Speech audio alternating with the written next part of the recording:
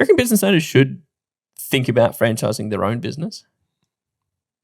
Maybe. Do you see that pivot for you? I love that transition. That was beautiful. That was it. Can I throw out the thing that I think is the most important in the beginning? Of a business owner creating a franchise? Yeah, you ready? Okay. I'm going to put it out there. For many business owners who consider franchising, it's actually they're just lazy. What, they don't want to scale their business themselves? Correct. So they look at it and go, I've reached this point here and maybe I'm not willing to take on the cost of opening more locations or hiring the team or getting the managers. And they look at franchising as a shortcut. They go, well, I'll just franchise and someone else can take on that risk. Mm-hmm. So they're looking at that as the opportunity. And I think that is the worst place to be coming from a franchise, where it's like some businesses legitimately make sense as a franchise.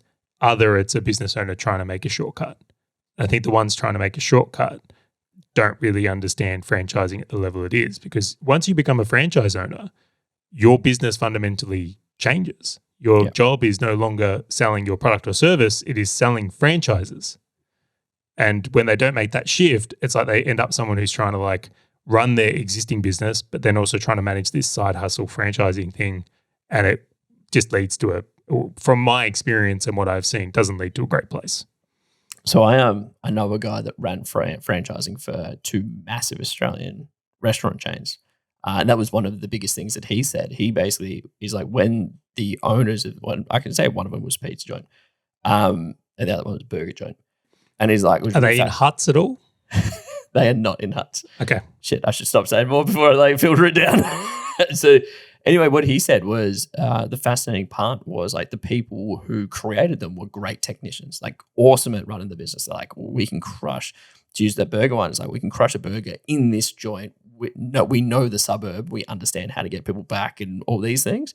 But then it's like, well, how do you go and create that when you've got like one place that produces all of the the goods and the produce and stuff, so that you can go and supply like 100 stores?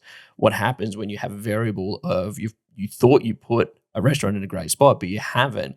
And he's like, so he actually ended up having to educate them across years of going, well, no, now you need to understand like what's a good suburb for growth going in. It's not your backyard anymore. Like, you now need to be this economist where you're trying to evaluate where things are going to go. And he reckons that was one of the biggest challenges that they faced, was changing the type of business owner they were, from being a great technician and a great small business owner into going, well, how do you go multinational? How do you think about going international? It's a completely different game. And that's a great example with food, right? It's like if you're just sourcing, from your local Coles, yeah. When you go and in multiple countries, what happens then? Maybe your product's not as similar as it is. Yeah, like, I know when Starbucks expanded into the Philippines, like they had problems with quality of produce because they couldn't produce the food the same way. It was different flour, different all these things. And then so they actually got some other company to do it for them. Like, it was dude, it was just so fascinating. I would go even further here. Let's take this away from food. But a lot of people, I would say there's been people in the coaching space that have attempted to do this, not recognizing how influential they are. Mm. So, for example, and we'll use point. Brad Sugars here because I think would have to be the poster child for doing this in coaching. And we'd like have to be. Yeah, so what Brad did really, really well was he was able to build a system and sell that system and then generate demand across the organization to fill his franchisees up. Yep. So Brad was, very well known, had books, had things going out where he could push demand. For many cases, if someone has a coaching business where it's built around their personal brand, or even a restaurant owner where maybe like people go to a restaurant because they like the restaurant owner, that isn't a franchise. How does that work in another spot? Yeah, totally. So when you open up that second location and that charismatic person isn't there, what happens? Mm. Someone who did this really well was like Vern Harnish. Around, like, he had his basically his implementers around the world who like owned like the region, and they just went and implemented it for him. But like, it was like such a specific methodology, to use your coaching example. It was like, this is how you do the thing. He goes and drums up demand, travels around the world, does all the things, and then everybody just feeds into it going, I want that. And it's like, cool, go and talk to the person in your region. And I would go as far to say is if you're considering setting up a franchise, you have to be certain you can generate the demand for the people that buy into the franchise. That's the difference in a lot of these things being successful or not. It really is. It's almost like you would have to build the demand and realize there's a demand in those to use a location as an example, in those countries that you want to expand to. So if you're an Australian wanting to expand to the United States, it's like, how have you proven that the demand sits in the United States in order for you to justify it versus just going, hey, I want to expand to the United States, Charlie. Let's go and franchise it. Well, you're even thinking bigger than I am in my context. So let's use an example here. First off, I don't think people realize there's a whole bunch of requirements, like legally, that have to go into setting up a franchise. It's not something you can just do lightly. Like there's a whole process you have to go in to be able to do it. And the contracts, everything. Yeah, it's expensive. It's not cheap. This is not something you throw up in a weekend. This is a big process. And like you have to demonstrate you basically have an instruction book on how to run this business successfully. And it's practically bulletproof. Yep. If you can't do that, then they won't allow you to be a franchisor. Like it's a huge thing. It's an interesting industry in itself with the people that do that type of work to make something into a franchise.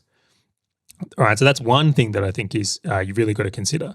The other one we spoke about is like the differences between local and like, I'm just going to use interstate as the example. It's fine. Like, can the food be the same? How we do supplying? Is it the charismatic owner? There's all these things that go into it from there that I think really make this or thinking there even more interesting. When you weigh up those costs, even in the what it takes to make a business franchise worthy, I look at that and go, were you better off expanding yourself? Which is where I come down to that lazy thing where it's like franchising is a silver bullet that isn't actually a silver bullet. Totally. Like to use your example around Brad Sugar's getting everyone else to go buy cafes and stuff to learn how to be a business owner. Like if you just went and grew the business yourself, you would have the choice to go like, obviously you're an employee that can't work in this space. Like you either toughen up and improve or I'm just going to replace you. Where in a franchising model, it's not like you can just be like, sorry, Charlie, I'm like tomorrow I'll snap my fingers and say you don't have a franchise. Hey, fellow business owner, if this topic and value-packed short video has resonated with you at all, and you want to dive deeper into creating wealth inside and outside your business, check out the full episode by clicking the link on your screen or in the description right now.